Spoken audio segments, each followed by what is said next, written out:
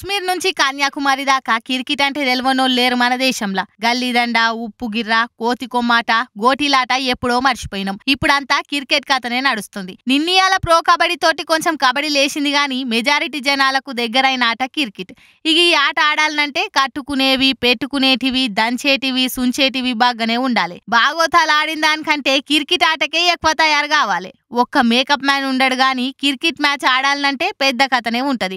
ఆ డ్రెస్సులు, హెల్మెట్లు, గ్లౌజులు, క్రికెట్ అనగానే ఇవే యాదికొస్తాయి ఎవరికైనా. జరసేపు ఈ కథంతా పక్కకు పెట్టి ఒక్కసారి గిటుమోకాన చూడుండ్రి. చూస్తుండ్రా? చూస్తే క్రికెట్ టోర్నమెంట్ పెద్దగానే కనబడుతుంది గాని కిలాడీలేందో ధోతి కుర్తాలు వేసుకొని ఆడుతుండ్రు. వెనకటికి లగాన్ సినిమాల గిసొంటి టీమే ఉంటుండే కదా. డ్రెస్సుదేముంది, కోచింగ్ దేముంది, దమ్ముండాలని అన్ని చెవ్వలు చెక్కలు కొట్టి గెలిచి చూపెట్టిండ్రా సినిమాల. అయితే గీ గోషీలు, లుంగీలు కట్టుకొని క్రికెట్ ఆడుతున్నది ఏంటంటే మధ్యప్రదేశ్ లో ఉన్న భోపాల్ అని అంట.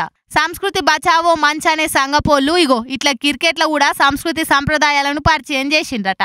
ఈ టోర్నమెంట్ కు మహర్షి మైత్రి మ్యాచ్ టోర్నమెంట్ అనే పేరు పెట్టి ఇట్లా క్రికెట్ ఆడిచ్చిండ్రు సంస్కృతి బచావో మంచి సంఘపోళ్ళు. సంస్కృతి సంప్రదాయాలు రోజు రోజుకు తగ్గిపోతున్నాయి కాబట్టి వాటిని కాపాడుకునేందుకు ఇటువంటి అవసరం అని చెప్తుండ్రు ఆర్గనైజర్లు. మొత్తం 12 టీంలు ఈ టోర్నమెంట్ ఆడుతున్నాయట. ఫైనల్ లో గెలిచిన టీం ను అయోధ్యలో శ్రీరాముని దర్శనానికి సుత తీసుకుపోతారట. ఇదే ఈ టోర్నమెంట్ లో గెలిచిన వాళ్ళకి ఇచ్చే కప్ అన్నమాట.